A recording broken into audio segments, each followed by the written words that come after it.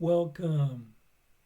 Today we will be reading lesson 350 in the workbook and from the text, chapter 30, section 7, the new interpretation.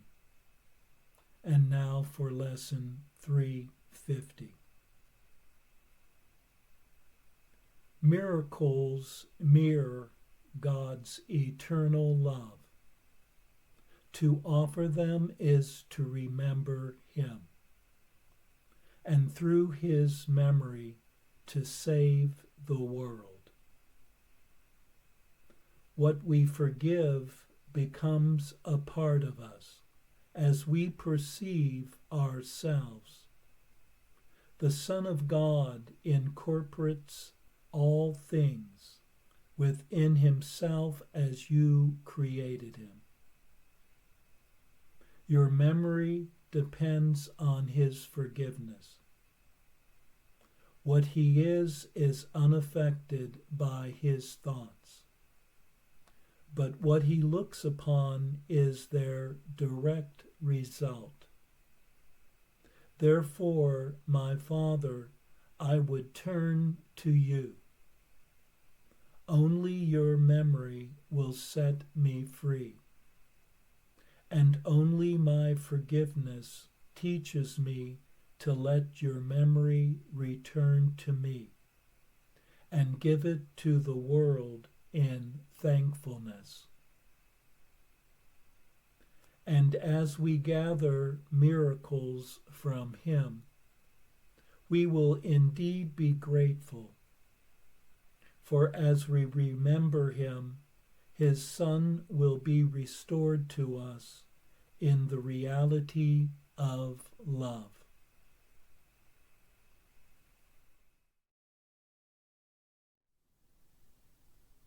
The inexplicable wonder of miracles reflects love's presence, and in their offering is love remembered. In this remembrance is the world freed from guilt and fear. What one forgives, one embraces and joins with, becoming a part of what one is. For forgiveness is the healing of ideas of separation. Let one turn to love today, for it is only in love's remembrance that one is released from fear's captivity. And it is only forgiveness that removes what hinders love's awareness. In this return to sanity is the recognition of one's true self revealed.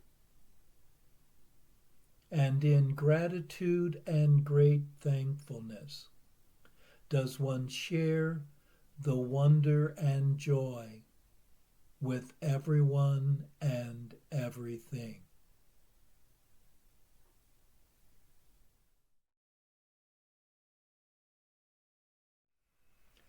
And now for our text reading for today, from chapter 30, section 7, the new interpretation. Would God have left the meaning of the world to your interpretation? If He had, it has no meaning. For it cannot be that meaning changes constantly and yet is true. The Holy Spirit looks upon the world as with one purpose, changelessly established, and no situation can affect its aim, but must be in accord with it. For only if its aim could change with every situation could each one be open to interpretation, which is different every time you think of it. You add an element into the script you write for every minute in the day, and all that happens now means something else. You take away another element, and every meaning shifts accordingly. What do your scripts reflect, except your plans for what the day should be? And thus you judge disaster and success, advance, retreat, and gain and loss. These judgments are all made according to the roles the script assigns. The fact they have no meaning in themselves is demonstrated by the ease with which these labels change with other judgments made on different aspects of experience. And then, in looking back, you think you see another meaning in what went before. What have you really done except to show there was no meaning there? But you assigned a meaning in the light of goals that change, with every meaning shifting as they change. Only a constant purpose can endow events with stable meaning. But it must accord one meaning to them all. If they are given different meanings, it must be that they reflect but different purposes. And this is all the meaning that they have. Can this be meaning? Can confusion be what meaning means? Perception cannot be in constant flux and make allowance for stability of meaning anywhere. Fear is a judgment never justified. Its presence has no meaning but to show you wrote a fearful script and are afraid accordingly. But not because the thing you fear has fearful meaning in itself. A common purpose is the only means whereby perception can be stabilized, and one interpretation given to the world and all experiences here. In this shared purpose is one judgment shared by everyone and everything you see. You do not have to judge, for you have learned one meaning has been given everything, and you are glad to see it everywhere. It cannot change because you would perceive it everywhere, unchanged by circumstance. And so you offer it to all events, and let them offer you stability. Escape from judgment simply lies in this. All things have but one purpose. which you share with all the world. And nothing in the world can be opposed to it, for it belongs to everything, as it belongs to you.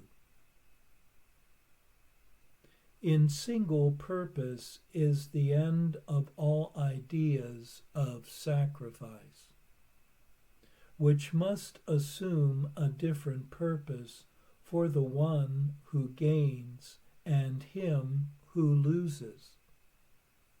There could be no thought of sacrifice apart from this idea. And it is this idea of different goals that makes perception shift and meaning change. In one united goal does this become impossible, for your agreement makes interpretation stabilize and last. How can communication really be established while the symbols that are used mean different things? The Holy Spirit's goal gives one interpretation, meaningful to you and to your brother. Thus can you communicate with him and he with you. In symbols that you both can understand, the sacrifice of meaning is undone. All sacrifice entails the loss of your ability to see relationships among events. And looked at separately, they have no meaning. For there is no light by which they can be seen and understood.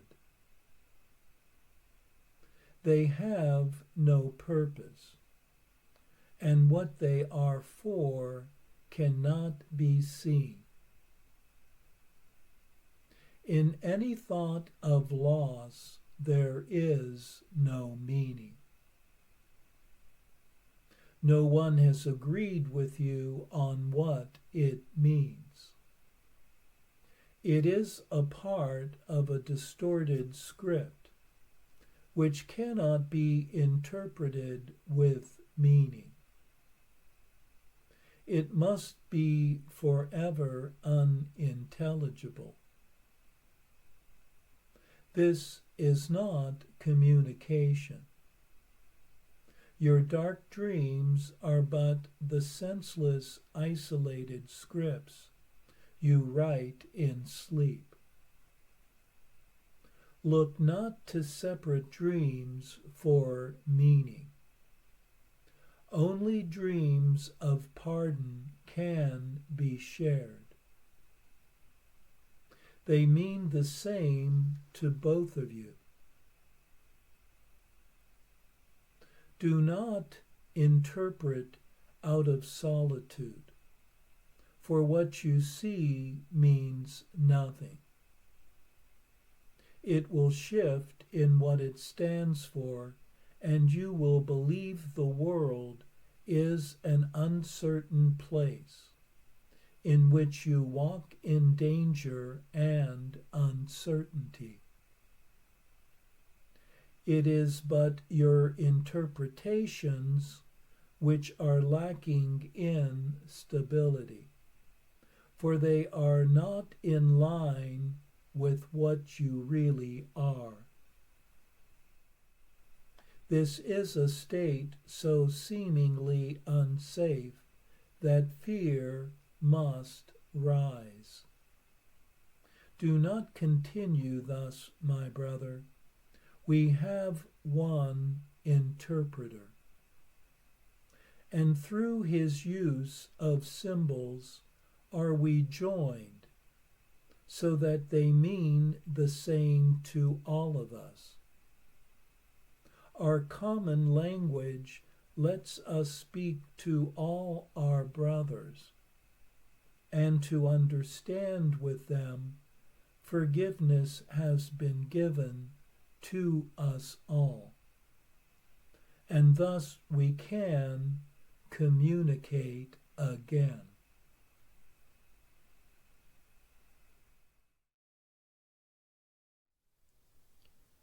This section points out that one's interpretations of the world are based on judgments of personal goals and expectations that are ever changing and therefore meaningless. The Holy Spirit, in contrast, gazes upon the world with only one purpose. For only a unifying purpose can bring about any stability to a world of ever-changing perception. And if one is to escape from one's judgments, one must have a singular purpose that one is able to apply to all situations. For fear is a judgment that arises from the confusion made by one's conflicting interpretations. The singular purpose brings to an end all ideas of sacrifice and loss that arise from the shifting and changing meanings of perception. The Holy Spirit's one purpose allows for one to join with another who shares this same goal. For only forgiving and healing dreams can be shared with another.